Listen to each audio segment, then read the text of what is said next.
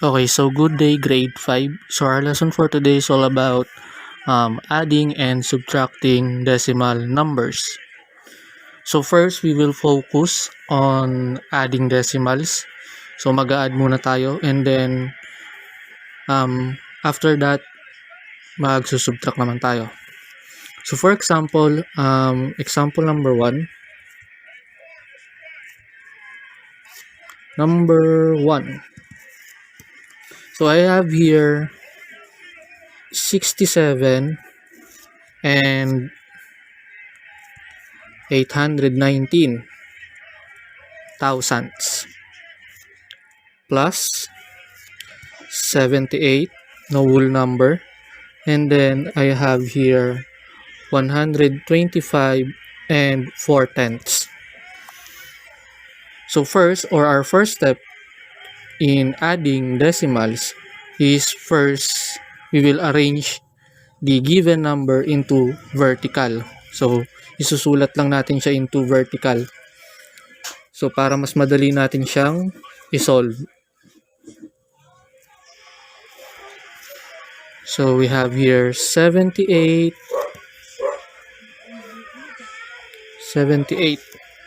and then 125 and 4/10. Okay, so take note na dapat naka-arrange sila into or naka-align sila into their place value or corresponding place value. So for example, the whole numbers, so dapat naka-align sila, and then the decimals, so dapat naka-align. And then yung ating decimal point is dapat naka-align din. So the next step is we will add 0 as a placeholder. So para may guideline tayo, mag-add tayo ng 0. So for example, mag-add ako dito ng imaginary 0 para hindi ako malito or hindi tayo malito. So therefore, meron na akong 0, mas mabilis or mas madali ko siyang ma-add. So 9 plus 0 plus 0 is equals to 9. So apply the addition operation.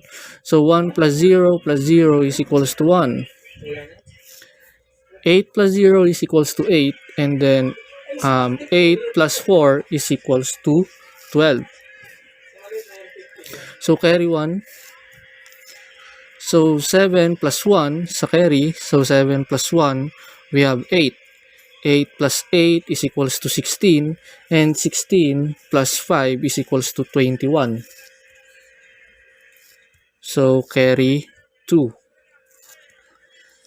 6 plus 2 is equals to 8. 6 plus 2 is equals to 8. 8 plus 7 is equals to 15. And then 15 plus 2 is equals to 17. So carry 1. So 1 plus 1, 1 plus 1 is equals to 2. So therefore, our final answer is 271, and so don't forget na ilagay yung ating decimal point. Make sure na naka-align siya. So 271 and 219 thousandths. So this is our final answer.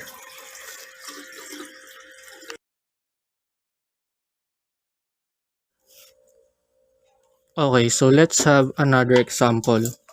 So what if meron naman tayong 0 and 8/10 plus 0 and 374 thousandths.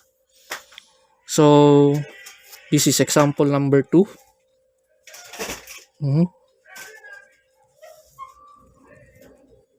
So example number 2. So first, we will arrange it into vertical. So 0 and 8/10 plus 0 and 374 thousandths. So the second step is we will add 0 as a placeholder.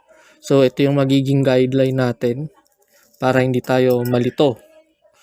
So, the next step or the last step is add the given number. So 0 plus 4 is equals to 4. 0 plus 7 is equals to 7. 8 plus 3 is equals to 11. Carry 1. So bring down the decimal point. So dapat naka-align. So 1 plus 0 is equals to 1. So therefore, our final answer here is 1 and 174 thousandths. So ganun lang kasimple mag-add ng ating decimals.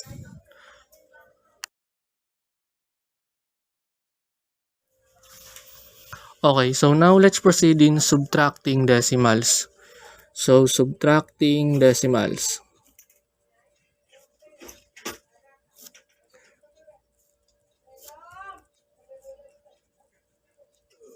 Okay.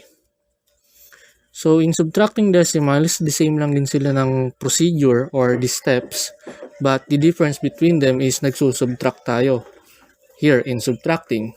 So for example, we have here 12 and 89 hundredths minus 6 and 543 thousandths.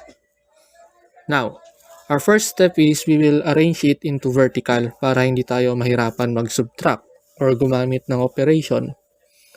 So 12 and 89 hundredths minus 6 and 543 thousandths.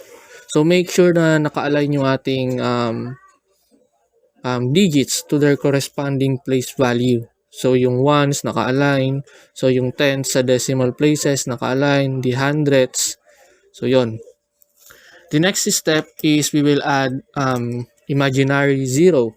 So zero is it is used to placeholder. So para may guideline tayo. So maglalagay ako dito ng 0. So 0 minus 3 is cannot be. So we will need to borrow a number 9 and number 9 will become number 8. And then meron tayong 10. 10 minus 3 is equals to 7. 8 minus 4 is equals to 4. 8 minus 5 is equals to 3. And then copy the decimal point or i-attach na natin siya. So 12 minus 6 is equals to 6. So therefore, this is our final answer. So ganun lang kasimple mag-subtract. Okay.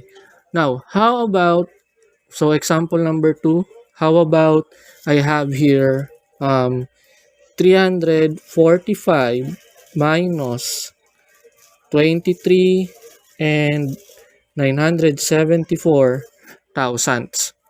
So in this case, wala tayo ditong decimal places sa ating whole number. So first, I will arrange it into vertical. So I have here 345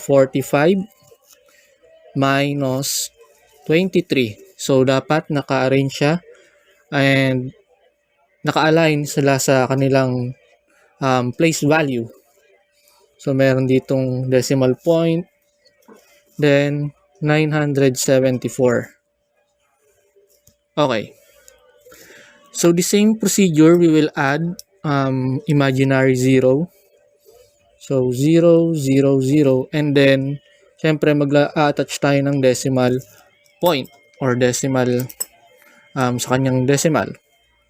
Now, let's apply subtraction or we will solve it. So 0 minus 4 is cannot be. So hindi rin tayo makapag-borrow sa katabi niyang mga digit. Therefore, kay number 5 tayo magbaborrow. So 5 will become 4 and this will become 9, 9, and here is 10. So cancel, cancel, cancel. Now, pwede na natin sila masubtract. So 10 minus 4 is equals to 6 rather. Sorry. So 9 minus 7 is equals to 2. 9 minus 9 is equals to 0. So, bring down the decimal point. So, make sure na naka-align siya. 4 minus 3 is equals to 1. And then 4 minus 2 is equals to 2. Bring down 3. Or 3 plus 0 is equals to 3. So therefore, our final answer is 321 and 26 thousandths. So yon. So ganyan lang kasimple mag-subtract. So kanina addition and now subtraction. So yun lang grade 5. Madali lang yung lesson. And then magbibigay na lang ako ng another examples during our synchronous. So yon. Goodbye.